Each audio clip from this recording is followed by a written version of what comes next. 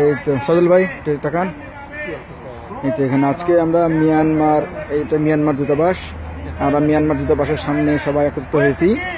এখানে রোহিঙ্গাদের সাথে যে অন্যায়মূলক আচরণ করা হয়েছে সে আচরণের বিপক্ষে প্রতিবাদ জানানোর জন্য। তো এই তো এখন আজকে আচ্ছা কত তারিখ,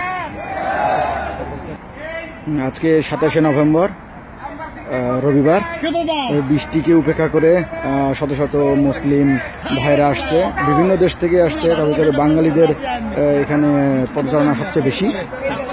তো এই তো এখানে অনেক বাঙালি ভাই আছে, বিশেষ লম্বা আমরা লিখন ভাই, তারপর এখানে পরিচিত অপরিচিত ইথওয়ান মসজিদ এখান থেকে কাছেই, এখানে যারা সব গুজারি করছে তারা অনেকেই আসছে।